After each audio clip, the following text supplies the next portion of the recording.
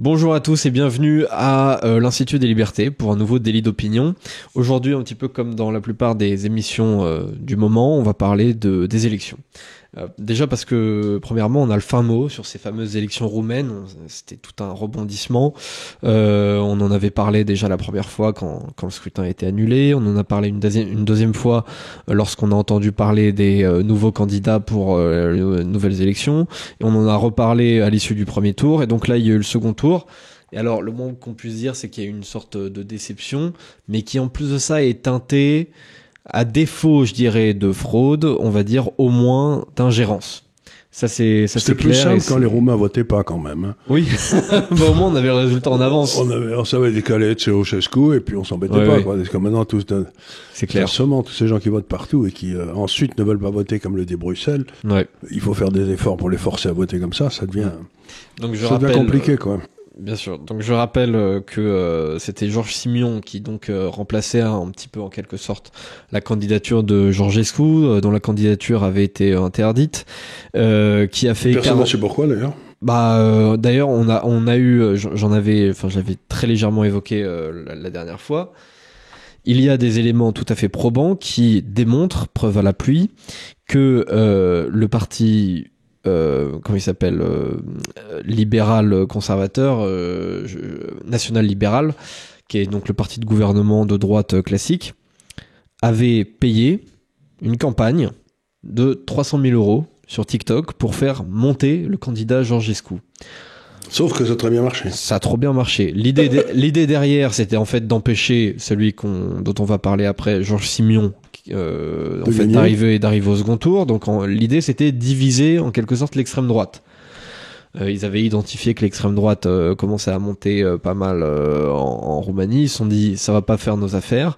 Donc on va en faire monter un nouveau. Que personne ne connaît. Voilà, que personne ne connaît. Et donc ils ont payé une campagne sur TikTok et après on a dit mais regardez ces mecs-là ils font appel à des agences russes ou je ne sais quoi pour trifouiller leurs chiffres sur TikTok et sur les autres réseaux sociaux et après ils gagnent les élections. Alors c'est pas juste. Donc on interdit le scrutin. Donc, Georges Simion, qui remplaçait Georgescu, avait fait 41% au premier tour, là, donc il y a 2 semaines. Son opposant, Nicu Sordan, donc le maire de Bucarest, candidat indépendant, mais enfin on va dire soutenu quand même par l'intégralité. Plutôt centriste. Ouais, plutôt centriste, c'est ça. Soutenu par tout le reste de la classe politique, avait fait 21%. Et le résultat, en tout cas tel que l'on doit l'accepter, c'est au second tour, c'est 46,4% pour Georges Simion et 53,6% pour son opposant. Et donc c'est son opposant qui a été crois, élu. sans pouvoir, je suis pas certain de me tromper, j'ai pas vérifié vraiment, mais je crois, j'ai lu quelque part, que c'est la première fois qu'on voit un gars à 21% passer à 53%. Gagner 30 points, c'est beaucoup, surtout que les autres n'en avaient pas fait tellement. Donc, puis aussi, des trucs bizarres dans cette élection. À 9h30, on nous annonçait que c'était le camp Simion qui gagnait avec 52%, puis à 11h30, on découvre que l'autre avait gagné avec 55%. Donc, on peut dire qu'il y a des... Alors, on accepte le scrutin parce qu'on est des bons légalistes, mais... et la rapidité... Bref, il y a toute une série de choses dans ces élections qui semblent... pas bien net, quoi. Ouais. Alors le candidat, donc Georges Simion, a accepté sa défaite. Après, il faut dire, j'ai noté un truc, mais encore une fois, c'est toujours si on est persuadé en avance que c'est une fraude, on a toujours des moyens de l'expliquer. Un élément qui peut expliquer ce genre de score, c'est-à-dire passer de 41 à 46 seulement et passer de 21 à 53, c'est le fait que la participation au premier tour, elle était de 53%, alors que celle du second, elle était à 65%. Ce qui rajoute quand même... Avec beaucoup de voix qui venaient de l'étranger.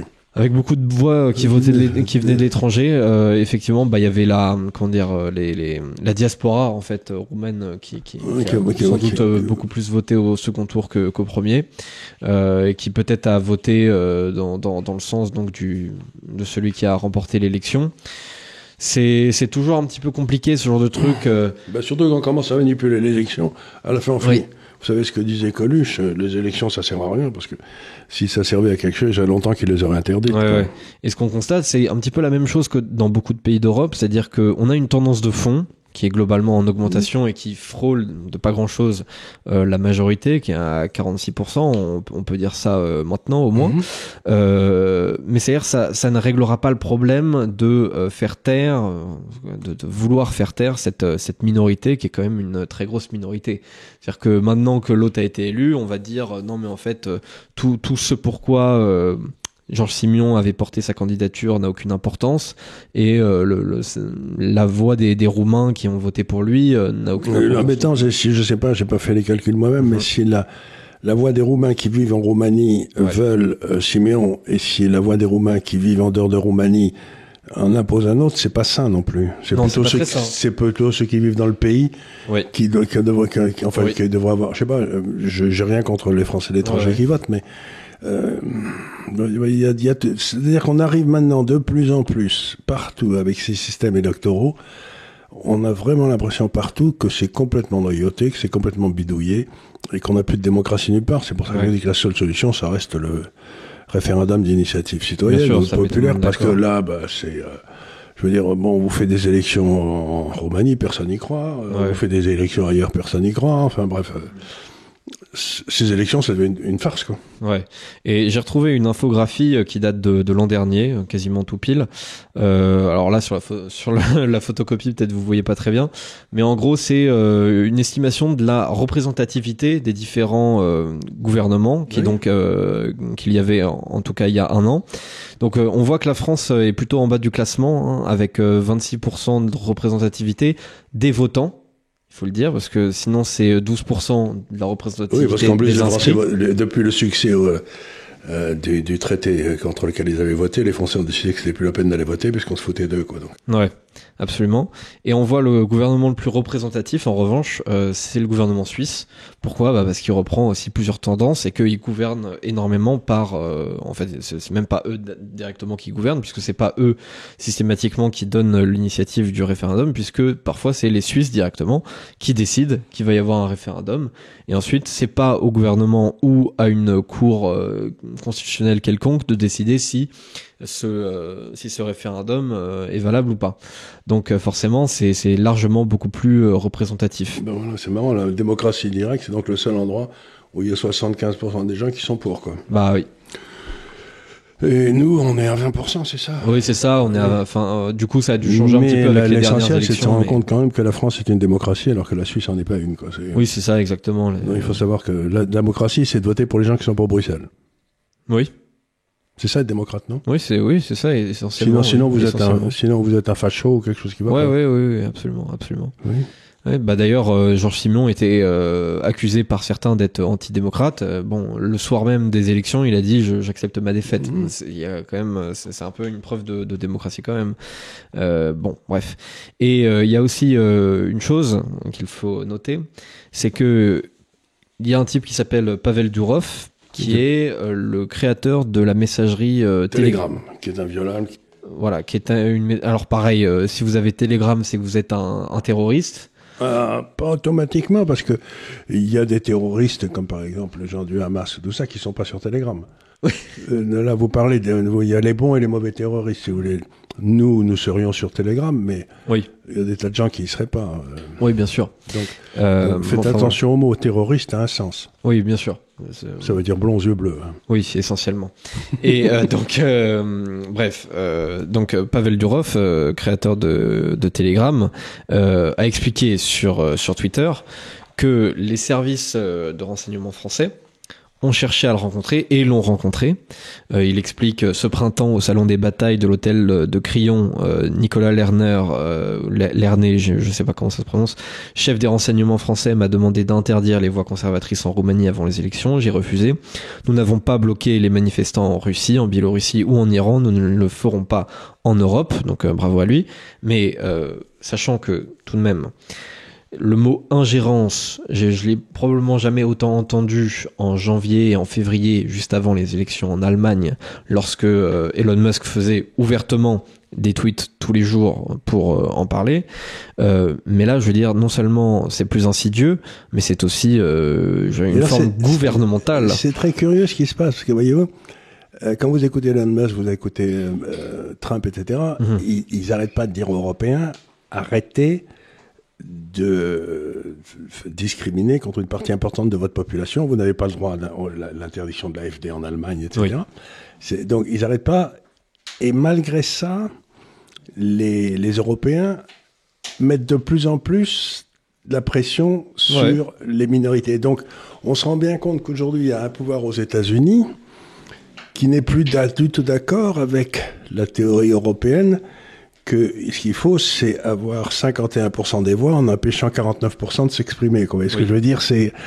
On a bien vu l'Europe, par exemple, Madame Merkel, je crois qu'il avait dit que si Madame Meloni était élue, je sais pas quoi, ils auraient des moyens de la faire taire. Vous voyez ce que je veux dire? C'est donc, on voit bien que il y a une partie de la population en Europe. C'était von der Leyen qui avait expliqué ça, je crois. Oui, c'était von der Leyen, pardon.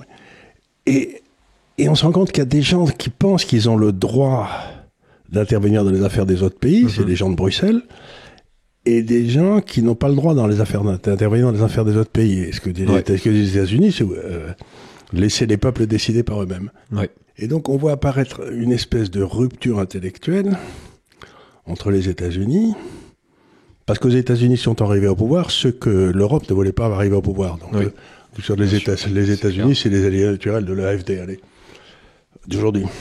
Donc il y a cette espèce de rupture idéologique qui est en train de se produire en Europe, qui est grosse de conséquences politiques, parce que ça veut dire que l'étape suivante, quand les Européens admettront qu'ils ont perdu la guerre en Ukraine, là, ben l'étape suivante, ça va être de dire aux Américains, écoutez, vous n'êtes plus démocratique, puis vous empêchez, donc l'OTAN n'existe plus. L'étape suivante, c'est à partir du moment où les États-Unis ne reconnaissent pas la qualité démocratique des pays en Europe, puisqu'ils n'arrêtent pas d'embêter ceux qui ne sont pas d'accord avec eux, ben, ils n'ont pas de raison de les défendre. Ils n'ont pas de raison de défendre ce qui apparaît être une espèce d'une dictature. Donc, on voit bien cette espèce de rupture intellectuelle c'est, si j'ose dire, un ravin qui est en train de se passer intellectuellement entre les États-Unis et l'Europe. Oui, bien sûr. La technostructure européenne, celle de Bruxelles, a très bien identifié quelle était la menace existentielle pour elle. En l'occurrence, c'est tout ce courant, je vais dire...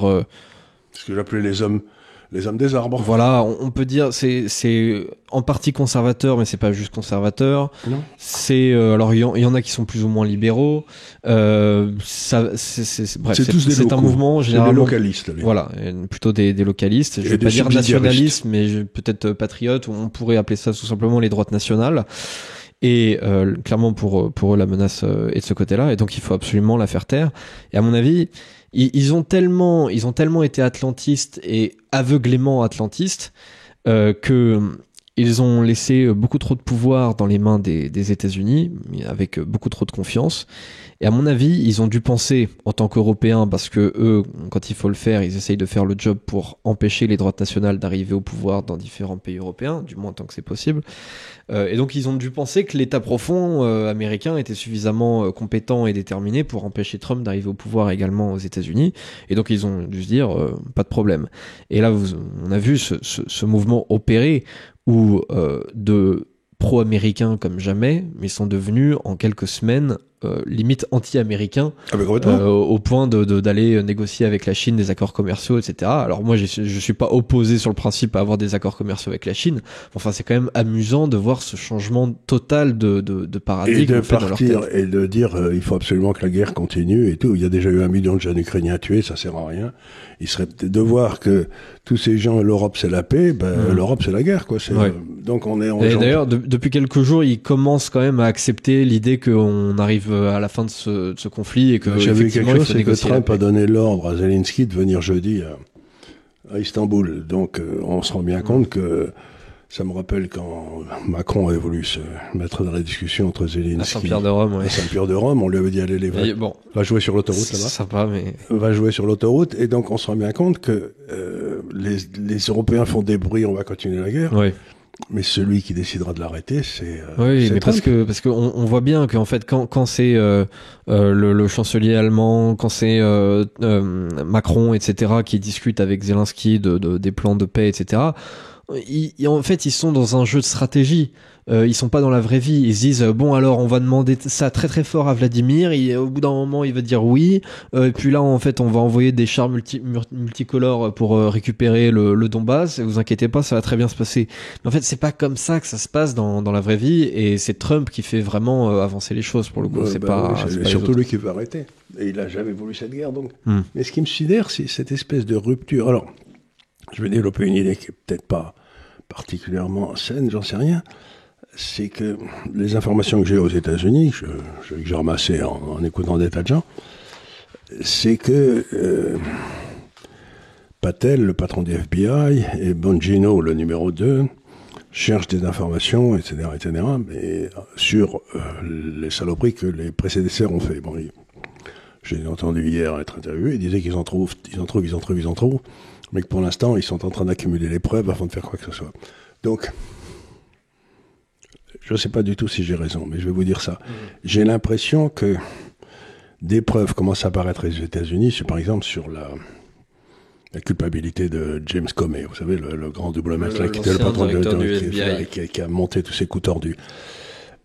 Et que probablement il l'a reçu avec des ordres d'Obama, des Clinton, j'en sais rien. Bon. Donc il risque, c'est avec plein de... C'est une hypothèse, c'est pas du tout une réalité. Avec beaucoup de guillemets. Il risque d'y avoir une espèce d'explosion sur le Parti démocrate, par exemple, on se rend compte maintenant que Biden est mourant avec un cancer. Et donc seulement il était gâteux, mais en plus il était mourant, donc qui a gouverné les États-Unis depuis 2 ans. Ouais. Donc là aussi ça va être, parce que normalement il aurait dû être déclaré incapable, et puis on aurait dû mettre Madame Kamala Harris, mais on l'a pas fait. Bon. Donc il y a toute une série de trucs qui vont sortir. Ce qui déclenche une panique totale en Europe, parce que tous ces gens-là avaient des liens profonds avec l'Europe qui étaient maintenus par... Donc on sent que l'État profond américain va recevoir une décharge sur la ligne de flottaison qui risque de le faire couler pour une bonne fois, que tous les clients européens qui sont au pouvoir partout à Bruxelles, dont Mme von der Leyen est un parfait exemple, savent, parce qu'ils sont bien informés, que ça va arriver, et qui sont en train de paniquer. Donc ils essayent de renforcer par tous les moyens le contrôle qu'ils ont sur le reste de l'Europe. On voit qu'un type comme Starmer est en train d'essayer de rentrer en Europe. Il a signé un accord qui était une débilité totale, où il annule carrément le référendum. Il nous a fait un coup de Sarkozy, là. On voit tout cette espèce de grenouillage. Et je me dis, donc, ce qu'essaye de faire l'État profond européen, c'est d'essayer de couper les liens le plus vite possible avec les États-Unis, l'État profond américain, pour éviter d'être entraîné dans le naufrage. Vous voyez ce que je veux dire? C'est l'impression que j'ai comme ça, vu de loin. Et je me dis, mais ils vont pas y rêver.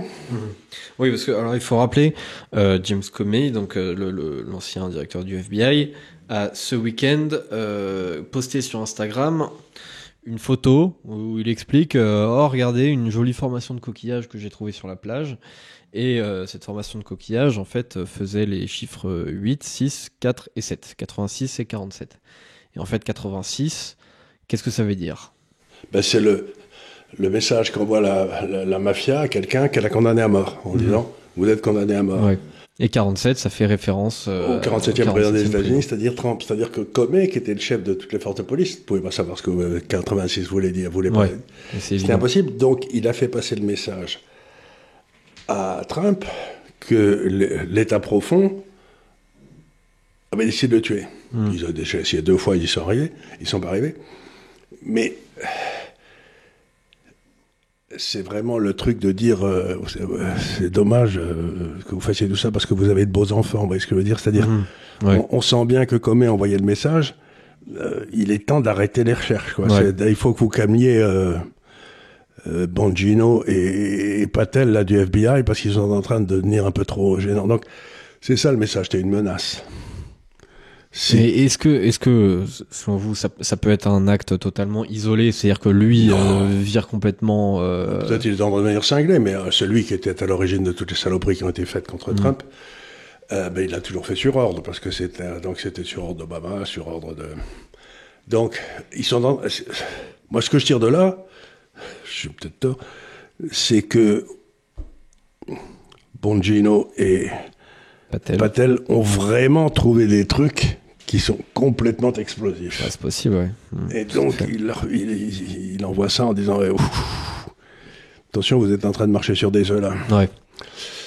Il faut savoir que la CIA a un budget qui est complètement incompréhensible, personne ne sait d'où vient leur pognon et tout, mais ça fait 50 ans, la dernière fois que la CIA a été inspectée, entre guillemets, par le Congrès américain qui l'utilisait, c'était en 1975. Donc ça fait 50 ans que la CIA est un État dans l'État qui fait toutes ces saloperies partout, qui fait des révolutions, qui fait des... J'en avais discuté avec un ami libanais il y a quelques années qui m'avait dit, Charles, le problème qu'on a avec les États-Unis, c'est que nous, on veut bien suivre ce que disent les États-Unis, hein, c'est un chrétien. Mais d'abord, le problème qu'on a, c'est alors à ce moment-là, il faut obéir à qui? À l'armée américaine qui a une politique, au président des États-Unis qui n'a pas la même, et ensuite à la CIA qui n'en a pas la même. Alors il dit, moi je veux bien obéir aux Américains, mais je voudrais savoir lequel, quoi. Or, le vrai problème, c'est que justement, il y avait tous ces États dans l'État aux États-Unis qui étaient tous liés à l'industrie d'armement, et qui tous cherchaient à vendre des armes quelque part les uns contre les autres. Donc, j'ose rêver, mais il n'est pas impossible que Patel et Bongino soient en train d'arriver à... Ça serait bien, hein, tout à fait. D'un seul coup, on pouvait trouver tous les salopards. Et puis, je sais pas. Non, mais de toute façon, non, mais c'est clair. Moi, c'est ça que j'espère. Hein. J'ai un esprit, moi, très anti-complotiste, et c'est pour ça que j'aime bien quand les choses sont transparentes et que les résultats des élections reflètent véritablement la volonté des citoyens, etc. Maintenant, il y a énormément d'officiels du régime américain, anciens ou encore en exercice parfois, mais surtout anciens, de l'armée américaine ou de la CIA, qui expliquent sans aucun état d'âme que effectivement oui, ils ont organisé des révolutions à droite à gauche, et en fait, en particulier en Ukraine, quoi, en 2014. Madame Victoria Newland, je sais plus. Newland, je crois. Ben oui, elle a annoncé tranquillement qu'elle avait fait une révolution pour se débarrasser du président de la République de l'époque, qui était, qui était faveur le russe. Deuxième chose, si vous voulez, c'est que tout le monde me dit le président Zelensky par là, le président Zelensky par ailleurs. Il est plus président, ça fait 9 mois qu'il est plus président et qu'il n'y a pas eu d'élection. Oui, mais il est toujours quand même en poste. Mais parce qu'il a prolongé sans élection. Oui, bien sûr. Donc, je veux dire, il est président de rien du tout. Et il est, pour l'instant, c'est un type qui a gardé le pouvoir alors qu'il n'y a pas eu d'élection. Comment vous appelez ça? On va dire... C'est peut-être pour ça qu'il ne veut pas qu'il y ait la paix. Oui, peut-être, oui. Bah d'ailleurs, je crois que les équipes de Trump ont très envie de négocier avec Zelensky, mais de le débarquer juste derrière. Il faut vite qu'il prenne un avion. Hein. Pour y mettre, Parce que je ne crois pas qu'il vivrait très longtemps en Ukraine s'il est resté là.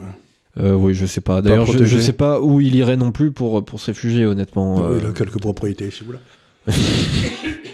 Mais oui, mais en fait, ce qui est clair, c'est que moi, tant que j'ai pas les preuves directement sous les yeux, moi non plus, mais je veux dire, moi, s'il y a un truc qui m'a frappé ce week-end, c'est cette déclaration de Comey. Je me suis dit, oulala, c'est ils ont dû trouver le poteau rose. Vous avez certainement raison.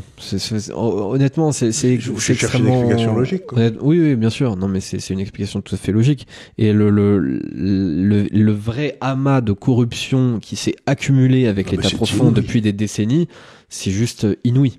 C'est inouï. Quand vous êtes persuadé que de toute façon il y aura jamais personne qui reviendra au contrôle pour regarder ce que vous avez fait, voilà, c'est sans limite. Aux États-Unis, il y a des comptes de sécurité sociale qui ont été ouverts et qui ont touché du pognon pour des enfants qui naîtront dans 20 ans. Donc, ils touchent des pognons chaque année, mais enfin, on pose 600 millions de dollars comme ça qui ont été.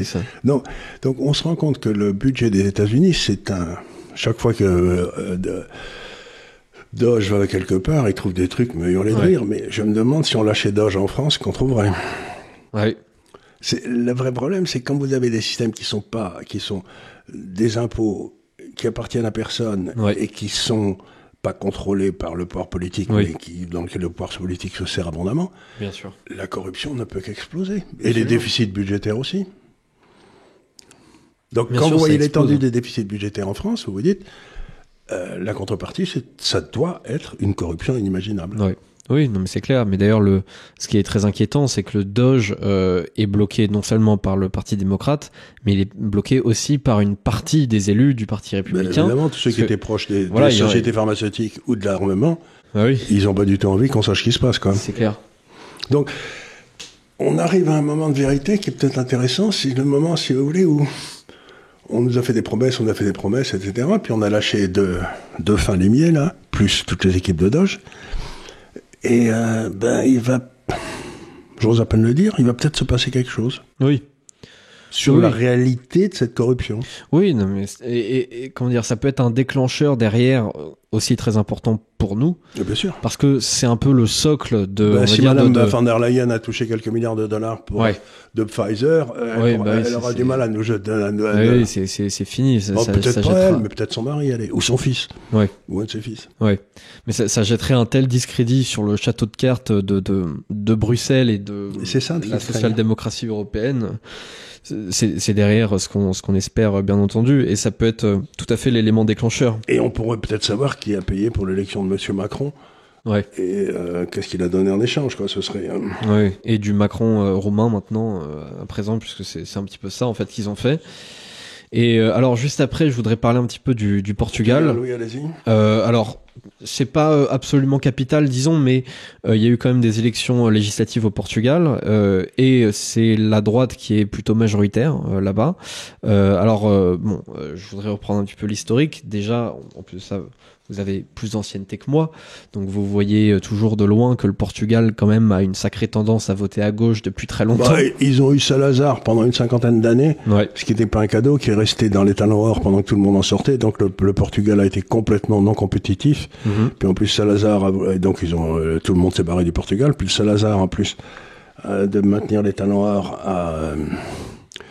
il a refusé d'abandonner les colonies, donc ils ont des guerres coloniales pas possibles pour garder l'Angola ou je sais pas quoi. Ouais. Donc, on peut dire que jusqu'en 1900, la révolution des œillets, ça devait être quelque part en 75 par là.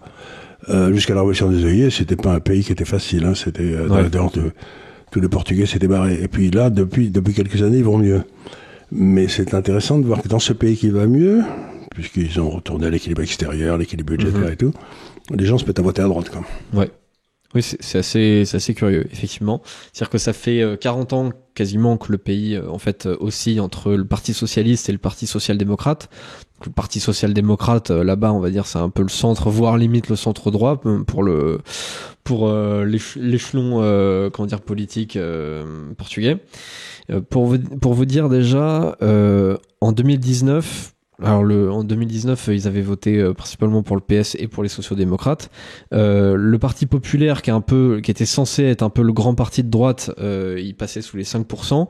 Donc le premier parti était centriste, les trois suivants étaient de gauche, dont un parti trotskiste et maoïste qui a fait quand même 10%, un parti écolo également très à gauche qui avait fait 6,66%, ça s'invente pas.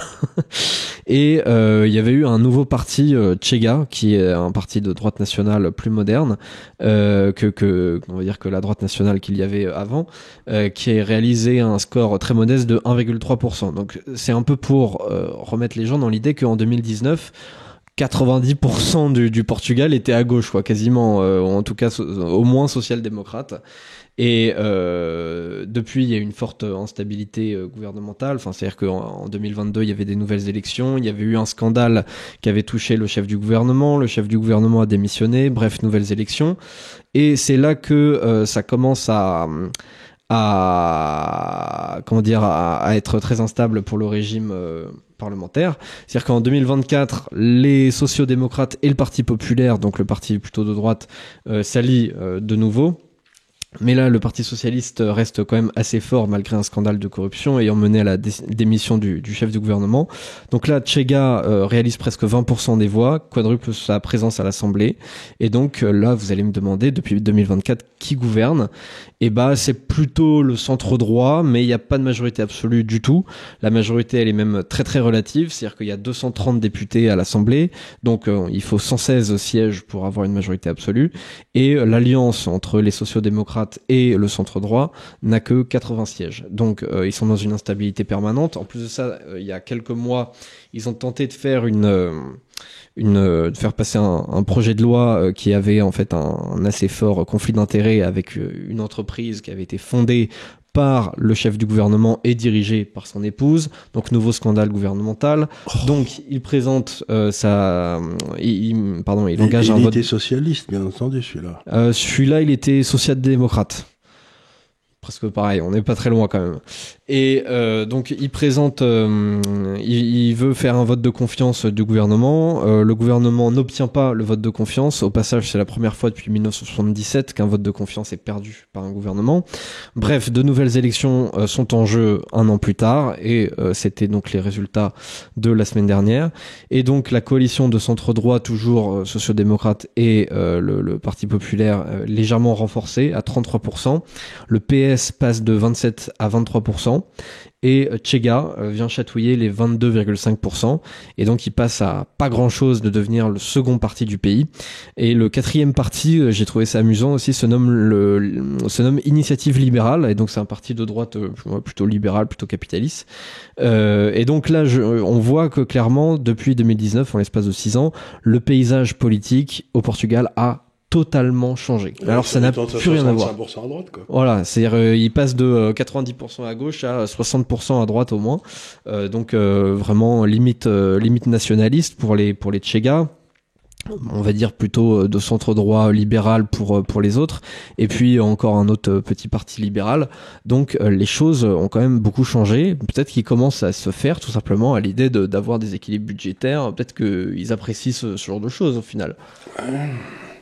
On peut rêver. On peut rêver. On peut rêver, ça vous donne... L'embêtant, c'est qu'ils ont enlevé tous les avantages fiscaux pour aller vivre au Portugal, parce qu'ils en avaient reçu tellement d'étrangers qu'ils en avaient marre, quoi. Ouais. L'immobilier était beaucoup trop monté. Alors parlez-moi de la Pologne maintenant. Alors la Pologne, c'est un peu compliqué à analyser la Pologne, déjà parce que il s'agit d'élections présidentielles. Aujourd'hui, on n'a eu que les résultats du premier tour, pas du second. Et puis la présidentielle aussi, c'est pas si important que ça en Pologne, parce que le président a quand même une importance. On va dire c'est un peu plus quand même qu'un arbitre des élégances. Il représente le pays à l'international. Il a quand même une voix qui porte. Mais on va dire que dans le quotidien, dans la gouvernance, dans les projets de loi, etc., il n'a pas autant d'importance que le chef du gouvernement, et donc il faut pas faire de parallèle entre le président polonais et le président français ou américain. Mais enfin bref, je vais expliquer la situation. La situation est en quelque sorte un petit peu inverse par rapport à l'historique du pays, c'est-à-dire que là où le Portugal vote à gauche depuis 50 ans, ou presque, la Pologne, elle vote à droite depuis qu'elle peut voter. Et donc le pays est habitué depuis longtemps à une gouvernance de la droite qui oscille entre en gros libéraux conservateurs. Ça va être le parti Plateforme Civique, qui est aujourd'hui présidé par Donald Tusk, qui est aussi le chef du gouvernement. C'est les gros Européens, ça. C'est les gros Européens. Donald Tusk, il a été à Bruxelles pendant suffisamment longtemps pour qu'il qualifie comme étant il a été président un eurocrate. Voilà, c'est tout à fait un eurocrate. Il a été président du Parti populaire européen. Enfin voilà. Et en face, on a le parti Droit et Justice, où là, ça va être la droite un peu plus. C'est les paysans. Là, c'est plus les paysans. Ils ont un vieux fond catholique aussi. Hein. Ouais, tout à fait. Mais cela dit, on aurait tort de croire que que les centristes polonais, parce qu'on peut dire que c'est un peu des centristes, sont comme les centristes français. C'est-à-dire que il leur arrive d'avoir du courage, vous voulez dire ? Il leur arrive d'avoir du quand même même les Donald Tusk. Je veux dire, on prendrait les idées de Donald Tusk et la manière dont il dirige la Pologne, ou du moins le gouvernement polonais. Il n'y a pas d'immigration. Il y a très peu. Il y a une énorme immigration ukrainienne. Oui, mais alors justement, il est pas forcément pour Donald Tusk. Venant du Sud, il y en a assez peu. Non, venant du Sud, il y en a assez peu. Et d'ailleurs, Donald Tusk a suspendu le droit d'asile il y a quelques mois. Hein, donc, contre la ville d'Europe. Voilà, tout à fait.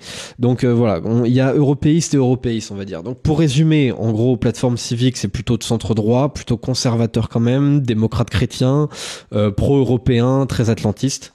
Ça, ils le sont tous, parce que d'ailleurs, on voit très bien que l'une des propositions de Trump, c'est quand même de dire aux gars, écoutez, on va sortir nos armées d'Allemagne, où on en a beaucoup trop, et on va les foutre en Pologne, parce que là, ils seront au premier rang, comme ça, la Russie ne viendra pas envahir la Pologne une fois de plus. Donc il y a ce côté aussi.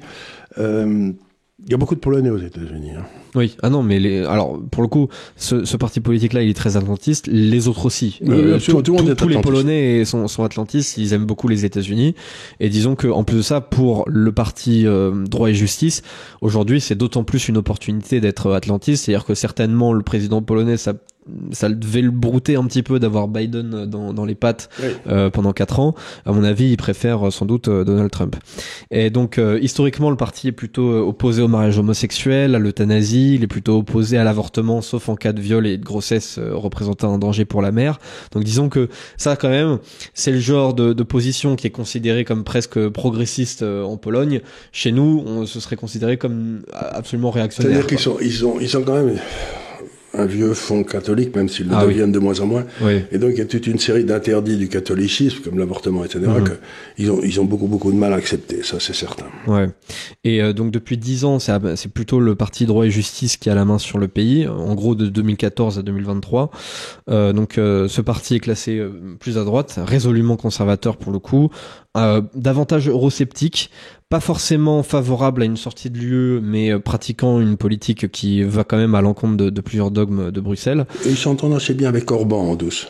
Oui, bien sûr. Bah oui, il y a une proximité, c'est normal. C'est un ancien empire austro-hongrois. Ouais. Et alors eux, ils sont peut-être un peu plus sociaux, on va dire. C'est plus paysan, comme vous avez dit. Donc c'est en soi un mouvement plutôt social-conservateur, on va dire assez classique, quoi. Et donc depuis 10 ans, c'est Andrzej Duda qui est le président de la Pologne. Il n'a pas le droit de se représenter pour une nouvelle fois. Et alors, son successeur aujourd'hui, donc on a les résultats du premier tour, a fait un score un petit peu moindre par rapport à Duda il y a 5 ans. En partie dépassé encore sur la droite d'ailleurs par le parti Confédération, et c'est là que ça devient intéressant, c'est-à-dire que on pourrait croire que la Pologne vire un petit peu à gauche par rapport aux résultats du premier tour et par rapport à qui est au gouvernement, c'est-à-dire Donald Tusk, mais j'ai trouvé ça quand même assez drôle. Il y a un parti encore plus à droite que Droit et Justice qui réalise 15%, donc le parti Confédération, et comme si ça suffisait pas, il y a encore un autre parti qui s'appelle Confédération de la couronne polonaise, un parti nationaliste, traditionnaliste, monarchiste qui réalise un petit peu plus de 6% des voix, c'est ça, 6% des voix. Donc bref, les Polonais, c'est pas des gauchistes, quoi. Si on additionne tous les partis de droite, ça fait plus de 50%. Donc il y a des raisons de penser que le candidat de Droit et Justice va remporter cette élection, même s'il est arrivé un petit peu derrière son opposant au premier tour. Donc tout ça, c'est pour vous dire que encore une fois, on retrouve la même chose, cette espèce de façon dont un certain nombre d'hommes politiques s'emparent des réalités. Pour bâtir des trucs qui font naître chez les gens des sentiments qui sont assez abjects, et ensuite se servent de ça pour être élus, ça peut pas donner des bons résultats. Donc, si vous voulez, il faut laisser les gens responsables d'eux-mêmes. Et moi, plus je vieillis, plus je me rends compte que les élections, telles qu'on nous les présente, c'est tout sauf démocratique. C'est-à-dire, c'est des machins qui ouvrent tellement la voie à manipulation des populations que ça fait... C'est-à-dire que nommer les choses, dire il y a les blancs puis il y a les autres, c'est déjà divisé. Ouais. Donc tous ces gens-là font des campagnes sur la division, alors que dans une démocratie directe comme en Suisse, ils essayent de trouver des choses qui les rassemblent et qui peuvent passer, quoi. Donc une fois de plus, nommer c'est diviser, et je vois toutes ces trucs, les juifs d'un côté, les blancs de l'autre, les noirs, les marrons, les bleus foncés, les bleus clairs, et tout ça c'est des outils pour diviser de façon à permettre à des incompétents de continuer à être élus, quoi. Ouais. Quiconque nomme les choses de façon défavorable comme ça, pour faire des distinctions qui n'ont pas lieu d'être, il faut jamais voter pour lui. Je suis assez d'accord, c'est-à-dire que la démocratie, c'est pas juste une question de on a un rituel tous les 5 ans, on va mettre le petit bulletin et tout est très organisé. Alors les partis ont des stratégies, ils ont des discours, ils ont des machins, il faut dire ceci, il faut donner tel élément de langage, faut appuyer là-dessus, il faut parler à cet électorat, ne pas trop se fâcher avec cet électorat. Et dire du mal de celui-là parce que tout le monde est d'accord pour en dire du mal. Voilà, globalement, on retrouve le 1% contre lequel tout le monde est, et on va dire ça va être ou les juifs, ou les ultra-riches, ou je sais pas quoi encore, et à chaque fois on va être dans ce côté ritualistique, et à la fin on se dit ah yes, c'est nous qui avons gagné, on a réussi, c'est nous qui avons mieux entubé les gens que les autres, ils ont accepté dans leur immense bonté et naïveté de voter pour nous. Et alors de temps en temps, ça peut arriver qu'il y ait des gouvernements qui essayent véritablement de bien faire, machin, mais la plupart du temps, déjà, j'ai envie de dire, les plus grands crimes de l'histoire ont été commis au nom du bien. premièrement. Donc c'est pas parce que vous êtes bien intentionné que vous allez bien faire, que vous allez faire le bien. Et ensuite, aujourd'hui, il y a même de moins en moins l'intention de faire le bien. Mais moi, j'étais sidéré, je vais pas regarder longtemps, mais l'interview du président de la République récemment, on lui posait des questions, il disait, ah, ça je peux rien faire, ah, ça je peux rien faire, ah, ça je peux rien faire. Et vous avez raison, mais je peux rien faire, vous avez raison, mais je peux rien faire. Donc s'il il a mis 3 heures à dire qu'il avait raison et qu'il ne pouvait rien faire, et pourquoi on l'a élu s'il peut rien faire? Oui, pourquoi il était là, devrait y parler, puisqu'il pouvait rien faire. Pourquoi vouloir absolument être élu si vous ne pouvez rien faire? Si vous pouvez rien faire. Vous êtes la personne de très très loin la plus puissante du pays. Voilà, non, mais c'est pas ça. Bon, là, au bout de 7 ans, au bout de 5 ans, la première fois, il s'était rendu compte qu'il pouvait rien faire. Ouais. Donc pourquoi il a recommencé? Oui, en plus de ça, oui. Donc qu'il a eu une fois en disant je vais tout changer, puis qu'il n'y arrive pas. Bon, on peut dire à ce moment-là, il dit écoutez les gars, je peux plaider l'erreur. Tu peux plaider l'erreur. Je m'en vais. Écoutez, s'il y a un autre qui sera meilleur que moi, mais cette façon de dire je ne peux rien faire. Votez pour moi parce que je vais changer les choses, c'est le comble de la bassesse. Ouais. D'abord, c'est pas respecter l'électeur, et ensuite, c'est pas respecter soi-même. Ouais. Votez pour moi et je peux rien faire. J'étais bluffé. Oui, clairement. Et derrière, D'ailleurs, il fait rien. Oui, d'ailleurs, il fait rien. On parle causer, il fait rien. Donc, si vous voulez, c'est ça, et alors, il y a cette espèce de relation maintenant complètement entre les gars qui parlent dans le poste, là, tous les médias, et puis les politiques, c'est la même classe, quoi. C'est-à-dire, ils se marient entre eux et tout, puis donc vous dites, mais c'était pas ça la classe politique française autrefois. Oui, en plus de ça, les journalistes normalement ont été conçus comme une sorte de relais, on va dire, entre ou d'ennemis, de dire c'est ceux qui disaient au gouvernement tu fais des conneries. Ouais. Là ils disent. Aujourd'hui ils ont le rôle inverse, ils protègent les politiques du peuple. Du peuple, c'est exactement ça. On a une volonté populaire, on va dire que. Parce que partout, ce qui ressort de vos élections, c'est que dans le fond, l'homme des arbres, pour employer ma terminologie, est majoritaire partout en Europe. Mais tout le boulot... Globalement, en tout cas pas loin. Et tout le boulot des gars qui nous gouvernent, c'est d'empêcher les hommes des arbres d'arriver au pouvoir. Et pour y maintenir leurs hommes des bateaux. Ouais. Donc, si vous voulez, quand la démocratie est utilisée pour maintenir au pouvoir des gens qui ne devraient pas y être, c'est plus de la démocratie. Ouais. Donc, on a un vrai problème. Donc, prochaines élections, je sais pas. Qu'est-ce qu'il y a comme prochaines élections importantes? Alors là, je ne sais pas, peut-être les législatives en France. Ah oui, il va y avoir ça, quand il y aura une dissolution de nouveau. Je ne sais pas si c'est prévu déjà par l'Élysée, s'ils ont leur petit calendrier, mais... Oui, mais là, il est embêté parce que s'il fait une législative, tout son camp, le centre moule, il va être laminé parce que tout le monde va voter contre ces gars-là, quoi. Les Bérou de ce monde, Bérou de secours, là. Et donc, on va se retrouver avec les deux blocs... Et s'il n'y a plus que les deux blocs, il est cuit parce qu'il va devoir démissionner. Il ne pourra pas gouverner. Ouais. Bah déjà, il lui reste plus si longtemps que ça. Hein. Il lui reste moins de 2 ans maintenant. Non, mais il peut être. Et puis d'ici là, il peut y avoir une crise financière aussi. Oui, bah c'est même, on va dire. C'est même certain. C'est le plus probable, oui, tout à fait. Donc, grosso modo, oui, ça serait peut-être pas impossible des élections en France. Oui, tout à fait. Dans lequel on irait des nouvelles élections législatives qui forceraient le président à s'en aller. Ouais. Et dès que le président est parti, il y aurait des élections présidentielles. Et le nouveau président, qui ne serait pas content de la Chambre, dissoudrait la Chambre pour avoir une Chambre qui lui convienne. Donc on est parti pour 3 ans d'élections en France au milieu d'une crise financière. Oui, absolument. Youpi. Et aussi, on parle de plus en plus de la possibilité, en tout cas Bayrou est favorable, Marine Le Pen y est favorable, enfin le RN y est favorable. De plus en plus de gens ils sont favorables à l'idée de faire au moins de manière exceptionnelle, si jamais l'occasion se présentait, de faire une législative avec, par proportionnelle. Quelle horreur. Mais vous y êtes pas favorable? Oh, pas du tout, parce que si vous voulez, encore une fois, la proportionnelle, ça donne la voix aux extrêmes, puisque vous allez avoir 48%, et puis vous aurez 3% qui seront les mecs de l'extrême gauche ou les mecs de l'extrême droite, et on sera obligé de faire ce que veulent les 3% pour atteindre 51% de façon à pouvoir battre l'autre partie. Donc la proportionnelle, ça mène toujours à des systèmes ingouvernables qui sont gouvernés par c'est-à-dire qu'on a les écolos qui vont décider qu'il faut fermer toutes les centrales nucléaires françaises, etc. On a tout ça qui arrivera, parce qu'ils font 3 à 5% des voix, et on ne peut pas gouverner sans eux. Ouais. Donc la proportionnelle, c'est de loin le pire de tous les systèmes. Parce que, bon après, c'est pas toujours... Ça n'a jamais marché nulle part. En Israël, ça rend le pays complètement ingouvernable. Mais par exemple, en ce moment, en Italie, ils ont la proportionnelle. Alors, ils ont une primo-gagnant. Ils ont une primo-gagnant. Et puis, ils ont des espèces de sénateurs qui sont là, qui sont élus à vie. Ils ont un drôle de système, l'Italie. Mais enfin, c'est pas... Non, moi, je vous dis, la seule chose, c'est qu'il faut se débarrasser de la classe politique, c'est tout, quoi. Ça ne sert plus à rien. Et normaliser la pratique du référendum. Normaliser la pratique du référendum.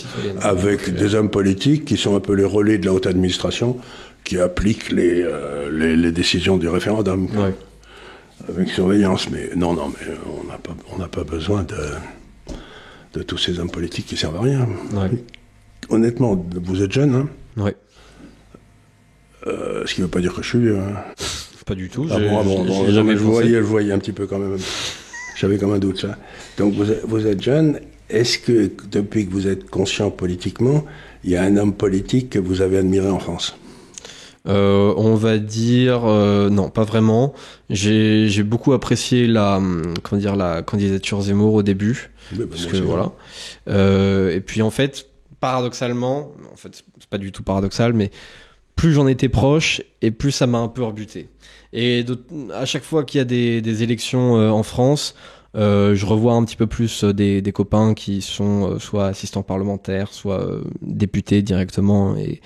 Et en fait, plus je m'approche du milieu politique, plus ça me rebute et je me dis voilà, heureusement que j'y suis pas, parce que vraiment je crois pas que je serais capable d'avaler autant de couleuvres, quoi. Il y en a qui ont du courage. Oui, moi, si vous voulez, je suis dans les marchés financiers où je prends des claques toute la journée. J'en ai l'habitude, donc ça me fait plutôt rigoler maintenant. Mais au moins, je m'amuse. Ce que je veux dire, c'est qu'il se passe des trucs et puis on peut peut-être... Ouais.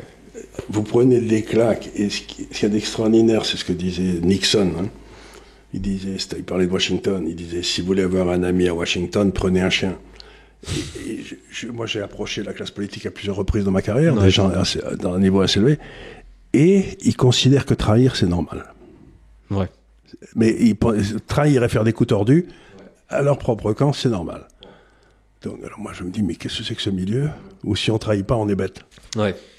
Et lorsque vous arrivez en politique, j'en ai vu plein des jeunes avec de bonnes intentions, hein. Des jeunes qui arrivent avec plein de bonnes idées, ils sont motivés, ils sont étudiants, soit à Sciences Po, soit à SAS, soit à la Sorbonne, je sais pas où, ou alors ils viennent de la province, ils se disent chouette, je monte à Paris, enfin je vais pouvoir côtoyer les institutions, tout ça, ça va être génial, je vais monter, je me vois je prends des figures inspirantes de l'histoire en me disant je veux être cet homme-là, je veux suivre la même trajectoire. Et à chaque fois, en fait, ils se disent, ils s'aperçoivent que le quotidien de politique, c'est beaucoup moins drôle. Et en plus de ça, que la plupart de vos ennemis, au quotidien, en réalité, ne se trouvent pas de l'autre côté de l'échiquier politique, mais bien juste à côté de vous. Juste à côté de vous. Ils pensent qu'à vous poignarder. Et une fois qu'ils l'ont fait, ils sourient finement. Ouais. Moi, ce qui m'a sidéré dans ce métier, dans cet environnement, c'est à quel point les types considéraient depuis Mitterrand, à peu près, que pour être au pouvoir, il faut être une crapule. Ouais. C'est que la pratique du pouvoir exige d'être une crapule. Ouais. C'est-à-dire qu'on a abandonné l'idée qu'on élisait des hommes qui étaient quand même des hommes honorables. Non, on élit des crapules en sachant qu'ils étaient des crapules et on est fiers de nous. Ouais. Et c'est de ça dont on crève. Ouais. Donc ce que j'essaie de dire, c'est que vous souffrez, vous, à votre âge, qui est quand même étonnant, d'un déficit d'admiration. Ah oui, tout à fait. Moi, quand j'étais gamin, il y avait des tas d'hommes politiques qui existaient, qui étaient tous plus intéressants les uns que les autres. Eh ben non. Donc aujourd'hui, il n'y a pas une seule figure politique qui entraîne l'admiration. Non, effectivement. C'est quand même curieux. Ouais. On peut dire ce qu'on veut de Trump, et au moins, c'est un personnage historique. C'est un personnage historique. Clairement, c'est un personnage historique. Et puis, où il fait rigoler, où il agace, etc. Ouais. Mais quand il est quelque part, si vous voulez, les gens se retournent et ils se taisent, quoi. On sait qui est le boss. Il a une aura complètement dingue. Complètement dingue, c'est dingue. Même Musk. Ouais. Et nous, on a des petits hommes gris, des petits hommes gris qui, en plus, sont traîtres. Ouais. Non seulement ils n'ont pas de caractère, mais en plus, ils adorent la traîtrise. Il n'y a rien qui les amuse plus. Ouais. Et ça les amuse énormément. Déjà, c'est bizarre. Hein. Même dès leurs plus jeunes années, c'était Mitterrand lui-même qui appelait les jeunesses socialistes l'école du vice. Ils apprenaient déjà à se faire des coups dans le dos, déjà à 25 ans, comment dire, à se dire c'est moi qui vais être au premier rang sur la photo, et toi tu seras derrière, machin. Oh là là, mais Je connaissais un gars d'ailleurs qui était au Parti Socialiste qui avait une spécialité, c'est quand il y avait Martine Aubry et Strauss-Kahn, il criait « Tiens, il y a les journalistes qui sont au rez-de-chaussée ». Et alors les deux, ils partaient comme des pètes pour aller se faire photographier avec les journalistes, alors qu'il n'y avait pas de journalistes au rez-de-chaussée. Ça faisait très drôle comme jeu. Mais il les faisait partir. Tous les deux, ils partaient au galop pour aller se faire photographier par les journalistes. Donc bon, c'était une blague, mais c'est quand même idiot, quoi. Bah, au moins, il y en avait un qui s'amusait là-dedans. Oui, parce qu'il n'y croyait plus trop. Mais donc, oui, c'est cette espèce d'extraordinaire médiocrité de ce pouvoir politique. C'est quand même un truc dont il va falloir parler un jour. Mais... Ouais. Bon, ben voilà, donc on a fait le tour des élections. Et puis, on va bien rigoler, on va continuer à bien rigoler. Mais surtout, il faut que la politique abandonne les politiciens et redevienne quelque chose qui intéresse les Français. Moi, c'est ça ma conclusion. C'est que vous ne pouvez pas rester dans cette espèce de mépris vis-à-vis des gens qui vous dirigent. Oui. C'est pas sain. Oui. Bah, on a besoin totalement d'un changement de paradigme comme ça. On a besoin d'admirer, je crois que c'est la nature de l'homme, c'est d'admirer, de se dire, oh là là, celui-là, je vais le suivre. Ouais, et il faut cesser de satisfaire seulement une minorité, parce que très franchement, ceux qui nous dirigent, c'est ceux qui dirigent, globalement, c'est ceux qui dirigent Paris. Et on voit comment voter Paris, même ne serait-ce qu'il y a 25 ans, il y avait déjà un petit décalage entre ce que votait Paris et ce que votait le reste du pays, mais au moins ils votaient entre Jospin et Chirac, quoi. Là, ça n'a juste même plus, ça n'a plus rien à voir. Donc, il faut faire un appel à l'admiration. Ouais, bah ça c'est... Trouvez-moi quelqu'un que je pourrais admirer. C'est compliqué, ça je sais pas, j'ai pas encore le don de résurrection, donc malheureusement aujourd'hui je saurais admirer, que j'ai le plaisir à le suivre. Ah, je sais pas, peut-être que ça viendra, On apprécie tous un petit peu ce mythe de l'homme providentiel, mais je crois qu'aujourd'hui il faut surtout compter sur le peuple et pas tellement sur un individu. Voilà, donc j'ai envie de dire comptez sur vous-même au sens collectif. Je vous remercie bien sûr de nous avoir suivis pour cette émission et pour toutes les autres. Je vous invite à nous suivre, à vous abonner. On est presque à 400 000. On est presque à 400 000. Donc là, j'espère qu'avec un appel en fin de vidéo, on passera les 400. Je sais pas pourquoi d'ailleurs, mais enfin 400 000, oui, c'est bien. c'est bien, ça fait beaucoup. Voilà. Un jour, on sera peut-être à 1 million. Et sur ce, je vous remercie encore une fois et je vous dis à très bientôt pour de nouvelles aventures, de nouvelles vidéos sur sur l'Institut des Libertés. Mais allez faire un tour aussi sur l'Université de l'Épargne. Je vous invite. Au revoir.